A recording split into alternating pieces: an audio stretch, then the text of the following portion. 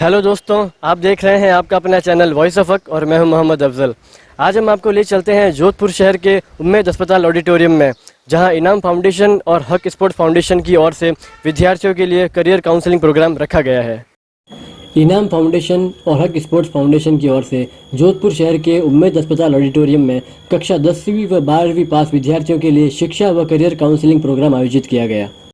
कार्यक्रम के आयोजक व इनाम फाउंडेशन के चेयरमैन मोइनुल हक ने बताया कि कार्यक्रम में सेवानिवृत्त संभागीय आयुक्त Aslam Khan Mehar, retired RAS Nisar Khan, Indira Gandhi national open university Jodhpur के director Mukhtiyar Ahmad, motivational speaker व लेखक अब्बास पठान, वरिष्ठ अधिवक्ता व पत्रकार रज्जाक हैदर, फेडेक्स एक्सप्रेस के manager Asim Khan, senior advocate Firoz Khan, oil India limited के manager Mohsin Belim, medical field की विशेषज्ञ नेहा सैयद ने विद्यार्थियों को शिक्षा व करियर में सफलता के टिप्स दिए। कार्यक्रम के शुरू में इनाम फाउंडेशन के डायरेक्टर व कार्यक्रम आयोजक अताउल हक ने स्वागत भाषण दिया और कार्यक्रम के बारे में विस्तृत जानकारी दी। आमतौर पे ये देखा गया है कि मुस्लिम बच्चे पढ़ना चाह रहे हैं, लेकिन उनको चूंकि प्रॉपर गाइडेंस नहीं मिलती, इस वजह से वो अपनी आगे की पढ़ाई जारी नहीं रख पाते हैं।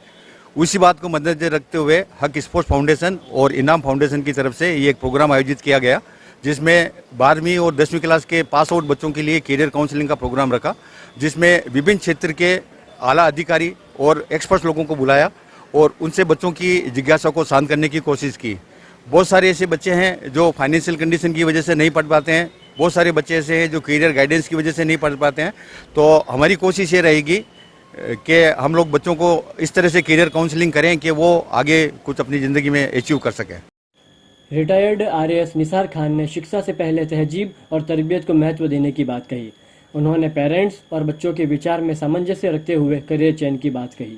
बहुत कुछ लिखा उन्होंने रसूलुल्लाह सल्लल्लाहु अलैहि वसल्लम की ज़िंदगी पर, लेकिन उस किताब का जो मुकदमा था, उसका प्रियम्बल था, उसको उन्होंने एक खत में लिखा। उसमें भी बहुत सारी बात थी, लेकिन लास्ट की जो 4 लाइनें थी वो हमारे माशरे के लिए बहुत ही झकझोर करने वाली थी। Indira Gandhi national open university Jodhpur के डायरेक्टर मुख्तियार अहमद ने शिक्षा के क्षेत्र में विभिन्न कोर्सेज की जानकारी दी। उन्होंने कहा कि विपरीत परिस्थितियों में भी कठिन मेहनत कर सफलता प्राप्त की जा सकती है, लेकिन हमने उन चीजों को मेहनत किया। आज अल्लाह के करम से, आप सबकी दुआ से सब कुछ, और सब के सब 100% सक्सेस रेट है। ऐसा कोई क्षेत्र नहीं है जिसमें 100% इंटेग्रेट होती हो। इसलिए मेरा सभी से गुजारिश है कि हमें केवल आज इस बात का एक प्रण लेके जाना है कि हमें हमारे परिवार के खर्चा जो इनकम है उसका 25 से 30% केवल और केवल एजुकेशन पे खर्च करना है। मोटिवेशनल स्पीकर व लेखक अब्बास पठान ने कहा कि शिक्षा पर चर्चा तो हर जगह है, लेकिन तरबियत के बगैर तालीम अधूरी है। तालीम का पैसा लगता है, लेकिन तरबियत बिल्कुल फ्री है। उन्होंने मोबाइल का इस्तेमाल विवेक के साथ करने पर जोर दिया। में अंतर है, हमारे मुआशरे में शिष्टाचार की बहुत ज़्यादा कमी है। मैं हमेशा महसूस करता हूँ इस चीज़ को कि 2 लोगों में इख्तलाफ है तो वो शिष्टाचार को जो है वो कहीं उखेड़ी पे फेंक देंगे। शिष्टाचार नहीं रहेगा, चाहे जितने भी पढ़े लिखे हो वो। और ये शिष्टाचार हमें दूसरी कम्युनिटीज में देखने को मिलता है, हमें नहीं है। तो ये शिष्टाचार की कमी इसलिए है क्योंकि तरबियत नहीं है। इसलिए तरबियत का जो मामला है उसको मजबूत करें और उसके ऊपर फोकस करें। देखिए नए नए विचार आएंगे इसको लेकर, अगर हम गौर करेंगे बात पर। तो वरिष्ठ अधिवक्ता व पत्रकार रज्जाक हैदर ने वकालत के प्रोफेशन को सर्वश्रेष्ठ बताते हुए विद्यार्थियों से इस फील्ड को चुनने का आह्वान किया। उन्होंने वकालत के पेशे की खूबियां बताते हुए इसे समाज सेवा और अर्थोपार्जन का सर्वश्रेष्ठ माध्यम बताया। इतने कमजोर, परेशान और दुखी लोग आपके पास आते हैं कि आपको मन में संतुष्टि मिलती है कि हम इसकी भलाई कर रहे हैं। अगर करने में सक्षम है तो आपको एक इस पार्ट पे भी एक सेटिस्फेक्शन मिलता है कि हम कुछ अच्छा काम कर रहे हैं। और वकालत में आप ये देखें कि बहुत सारे लोग, क्योंकि वकालत में वकील के पास जो भी व्यक्ति आता है वो कहीं ना कहीं दुखी व्यक्ति होता है, किसी न किसी से परेशान व्यक्ति होता है। तो उसकी अगर परेशानी का निवारण आप कर सकते हैं तो सोचें कि वो कितना आपको दुआ देगा, आपको कितना मेहनताना देगा, वो एक अलग बात है। और आपके मन में एक संतुष्टि का भाव आएगा। मेडिकल फील्ड की एक्सपर्ट नेहा सैयद ने चिकित्सा के क्षेत्र में रोजगार के विभिन्न अवसरों के बारे में विस्तार से बताया। करने के बाद आप लोगों के पास खूब सारे स्कोप हैं। जैसे कि सर ने बताया कि ना 10th के अंदर कोई फ्रेंड्स होते हैं, बोल देते हैं हम लोग इस मेडिकल फील्ड में जाना चाहते हैं, हमें भी जाना है। तो ऐसा नहीं करना, आपकी जो इच्छा हो आप उसी में जाना।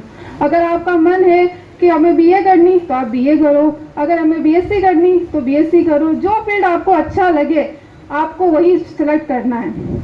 देन उसके बाद में बीएससी करने के बाद में आप एमएससी नर्सिंग भी कर सकते हैं। उसके अलावा पैरामेडिकल के कोर्स भी होते हैं जिसमें डी फार्मा, बी फार्मा और D diploma in ECG, her department में हर फील्ड में आपको अच्छा स्कोप है। करियर काउंसलिंग कार्यक्रम में अंतर्राष्ट्रीय खिलाड़ी मोइनुल हक ने विद्यार्थियों के खेल के क्षेत्र में अपना करियर बनाने पर जोर दिया।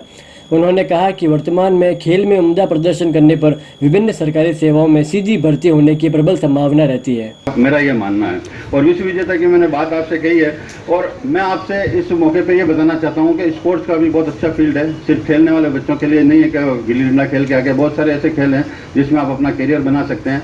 मैं इस मंच से ये बताना चाहता हूँ, आप में से कितने बच्चे डायरेक्ट डीएसपी बनना चाहते हैं, डायरेक्ट बगैर कोई मेहनत किए हुए? कोई बच्चे हैं जो डिप्टी एसपी बनना चाहते हैं?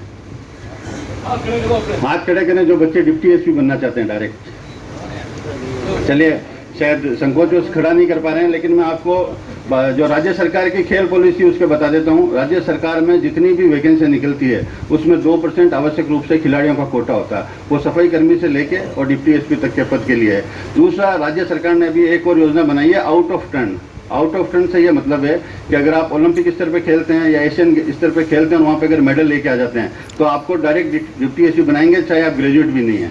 उसके लिए आपको 5 साल का ये वक्त दिया जाएगा कि आप 5 साल के अंदर अपना ग्रेजुएशन पूरा कर लें। इसी तरह उससे नीचे आएंगे तो आपको सब इंस्पेक्टर और उसके इक्वल सर्विस मिलेगी, और उससे नीचे आएंगे तो कांस्टेबल में तो कोई कमी है ही नहीं। अगर आप नेशनल सीनियर नेशनल में कोई भी मेडल लेकर के आते हैं तो ये दो है, एक 2% वाला कोटा है, एक आउट ऑफ टर्न वाला कोटा है। तो मैं जो बच्चे खेल की तरफ जाना चाहते हैं उसके लिए बता दूं। कार्यक्रम में सेवानिवृत्त संभागीय आयुक्त असलम खान मेहर ने विद्यार्थियों से सबसे पहले एक अच्छा इंसान बनने का आह्वान किया। इसके साथ ही उन्होंने करियर के विभिन्न क्षेत्रों के बारे में चर्चा करते हुए विद्यार्थियों से अपनी रुचि, योग्यता और परिस्थितियों को ध्यान में रखते हुए करियर चयन की बात कही। बाकी नहीं रहता, ना धन, ना दौलत, ना शोहरत, ना कामयाबी, ना कोई किसी प्रकार की मंजिल। IPS थे, ना जज थे, ना मुंसिफ थे, ना कुछ भी नहीं थे, और खुदा ने उनके अखलाक के आधार पर उनको पसंद किया और पूरी कायनात का सिरमौर बना के रखा। उनकी साहबजादी जिनकी उम्र मात्र 29 बरस थी, बीवी फातिमा की, वो सारी मुस्लिम औरतों की नहीं, सारी औरत जाति की प्रेरणा होने के साथ जन्नत की पहली जाने वाली हुई। वो तो ऊँटनी को और उनके साथ किसी को छोड़ देते। हम जहाँ कहीं हैं दोस्तों, वहाँ एक अच्छे इंसान बने, एक अच्छे मोमिन बने, ताकि दूसरे हमारे इस धर्म को, हमारे इस कौम को, हमारे इस मज़हब को, आपके परिवार को, आपको स्वयं को इज्जत की दृष्टि से देखें, वो सम्मान दें जो हमारे लिए एक आदर्श के रूप में हुजूर सल्लल्लाहु अलैहि वसल्लम के रूप में है, उनकी जितनी नकल कर सकें करें। कार्यक्रम का संचालन वहीद खान और अब्दुल्ला सिद्दीकी ने किया। इस अवसर पर इनाम फाउंडेशन व हक स्पोर्ट्स फाउंडेशन से जुड़े लोग, विद्यार्थी और अभिभावकगण मौजूद रहे। हम आज उम्मेद अस्पताल के अंदर हमें करियर काउंसलिंग के बारे में हमें बुलाया गया। इधर हक स्पोर्ट्स फाउंडेशन की तरफ से हमें आया, हमें करियर के बारे में पता चला कि आगे हमें कौन सी फील्ड में जाना है, किस तरह जाना है, हम कैसे कर सकते हैं। वैसे हमें अच्छी जानकारी मिली, इससे हमें बहुत अच्छा मिला and thank you so much.